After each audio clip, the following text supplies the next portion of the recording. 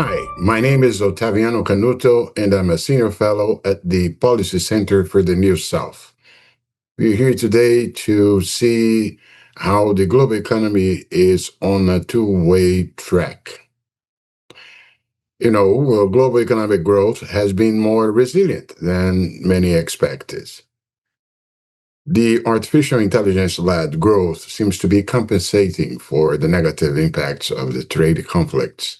But overstretched asset values and slowing jobs growth may be signaling that the balanced crossing of those two paths will be challenged.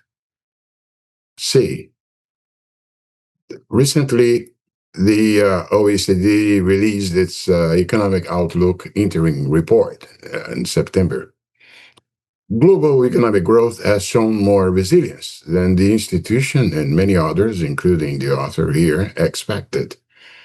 Compared to its June projections, the OECD slightly raised global growth from 2.9% to 3.2% this year, leaving the 2.9% forecast for next year unchanged. Expected growth in the US, in the euro area, also in Brazil and India, also received slight upgrades. China had rates slightly increased to 4.9% in 2025 and 4.4% next year. The OECD highlighted three factors explaining the global economic resilience. First, trade and industrial production benefited from an anticipation of tariff increase, as you can see in the figure. And economic growth in the US has been favorably boosted by strong investment associated with artificial intelligence, including in data centers. And third, in China, expansive fiscal policy has offset the negative impact of trade barriers and the fragility of the housing market. And indeed, global merchandise grow this year, as you can see in this chart, uh, reflecting particularly the spike in goods shipments to the United States. Trade grew in the second quarter in advanced Asian economies and in emerging markets in Asia and Eastern Europe, while import volumes shrank in the US and Canadian and Latin American exports declined. But the OECD report has also pointed out how easy labor market conditions are now in several countries. The unemployment rate at the OECD remains very low by historical standards, but the rate in the median country has climbed up a bit since the end of last year. So, despite the growth resilience, the OECD report called attention to labor markets in general, showing signs of softening. With rising unemployment rates and shrinking job openings as a share of the unemployed in some countries, as it has been the case of the United States. On the inflation front, the deceleration seems to have paused, with a resurgence of goods inflation accompanied by persistent service inflation. So, labor markets in many leading economies are freezing up as uncertainty over trade, tax, and artificial intelligence cause employers to put off hiring and firing and employees to stick with their jobs. In the US, jobs growth almost stalled over the summer, with the world's large economy even shedding positions in June. Now, as to the GDP in the United States, we, on September 25th, the Bureau of Economic Analysis presented its third estimate of GDP growth in the second quarter at an annualized rate of 3.8%, which is up from the 3.3% in the second quarter and 3% in the first estimate. But despite the strong headline number, it's worth noting that the underlying growth picture remains more modest. The combination of first and second quarter performance leaves GDP growth for the first half of 2025 at approximately 1.65% annualized, well below historical average. Well, and in the US jobs market, indeed, we have watched this sort of uh, substantial weakening. Unemployment still low at 4.3%. Uh, uh, it could be reflecting the immigration crackdown by Mr. Trump and a wave of baby boomers retiring rather than weaker demand. But both seem to be at play. Now, how about the near future? The some analysts expect economic momentum to slow significantly in the second half of the year. The OECD report is forecasting 1.8% growth rate for the full year, right? On the other hand, you see in this chart the predictions by the Atlanta Federal Reserve Bank pointing to a GDP growth rate in the third quarter around 3.9%. Now, how about the effects of the tariffs? After all, we all expected the it to hit a combination of economic activity and price. Bilateral U.S. tariffs have increased for almost all countries since May, and the overall effective U.S. tariff rate rose to about 19.5% at the end of the August. And that's the highest rate since 1933. And this tariff shock was expected to depress growth this year through three channels. One, a tax increase on U.S. households and business. Two, a negative effect on business sentiment worldwide. And three, uh, one might expect a hangover as activity would normalize after the impetus stemming from the anticipation of the announced tariff increase. But the truth is that the effects of those tariff increases have not yet been fully felt. As we pointed out in a previous work, the U.S. tariff saga is still in its early stages. Changes were implemented gradually over time, and the average effective tariff reached a level of only 9.7% in July, as you can see in the figure. Well, how about inflation? There has been as well, let's say, an outcome that is a resilience of inflation, not a spike. And so there has been no strong inflationary uptick, and but the personal consumption expenditures price index for August was 0.3% higher than the previous month, and this is and the core PCE, the core personal consumption expenditure price index, which is the Fed's preferred measure, rose to 2.9% in August. That's the highest level since February, as you can see, and above the inflation target of 2%. So there has been no inflationary strong uptick uh, so far, uh, although it remains above the 2% target, right? And this plays against the odds of multiple declines at the Federal Reserve's upcoming meetings, right? Well, there are other effects as well. The U.S. tariff revenues have increased sharply, and that represents a tax on the purchase of imported goods, largely falling on American businesses and consumers. Through July, the calculated customs duties increased by $252 billion at an annualized rate compared to the previous year's levels. And that's a level equivalent to 0.8% of the country's GDP, right? This good tax news from the fiscal standpoint does not eliminate its effect of reduction on disposable income in the private sector, right? Uh, the increase in tax revenue from tariffs has already been suggested as an indicator of victory with the tariffs.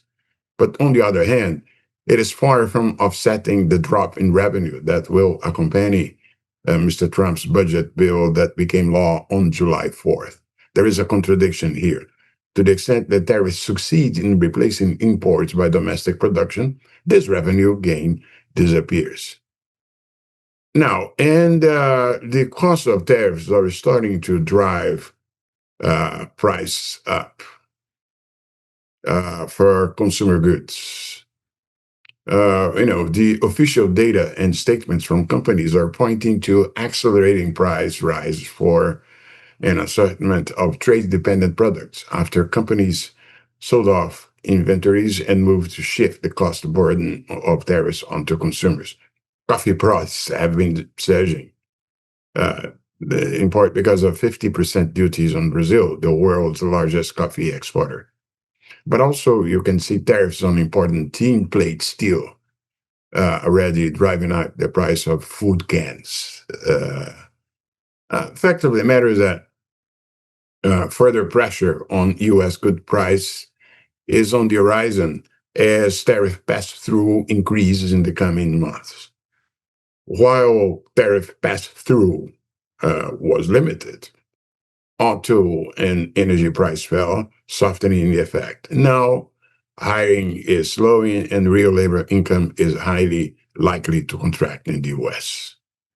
The fact is that durable goods, the subject of tariffs, account for less than 11% of the weights used to construct the personal consumption expenditure index, while service, even excluding housing, account for about 50%. Healthcare alone accounts for 17%. So in this year, so far, the rise in goods price inflation has been offset by a decline in service components. How about the impact of the higher tariffs on the composition of trade? And now here, see, the impact of the higher tariffs has been quite clear in the case of the trade between the U.S. and China. You see there in the chart the calculations by Robin Brook showing that the effective U.S. tariff on China is currently 44%, well above the 17% in December 2024 last year. Meanwhile, the effective tariff on the rest of the world, according to Mr. Brooks, was 15% in June compared to 4% in December last year. Both, of course, high as compared to the history since the 30s. So, but as a result, nominal US imports from China fell 48% in June of this year compared to the levels of last year, while the US bilateral trade deficit decreased 61% to a low of $9.5 billion in 20 years. And the share of China in U.S. imports fell 6.3% compared to last year. What about the broader trade figures? Well, efforts to ship goods ahead of tariffs distorted trade flows during the first 6 months of this year. But it's safe to say that sectors most affected by the tariff increase showed no signs of a significant shift in demand towards domestic production through June. And the sectoral composition of imports, it appears to be largely unchanged, except for the effects of front loading, right? But this lack of a significant shift in overall import demand was accompanied by shifts in the composition of the U.S. imports toward countries on which lower tariffs have been applied. After all, as you can see in the chart, the new U.S. tariffs are high and discriminatory, right? That's why U.S. imports from China were replaced by emerging Asian markets and Mexico, reflecting transshipments from China to avoid higher tariffs, front loaded electronics imports before the threat of higher tariffs, and the substitution effect as tariffs alter relative price. And this is a tariff and trade landscape that is still in flux, right? The effective tariffs for the second half of this year and their impact on U.S. imports will bring further shifts in the geographical composition of oranges of U.S. foreign purchases of goods. The tariff shock is enormous. And while it's not yet fully felt, some harmful effects on economic activity and or domestic price levels were expected.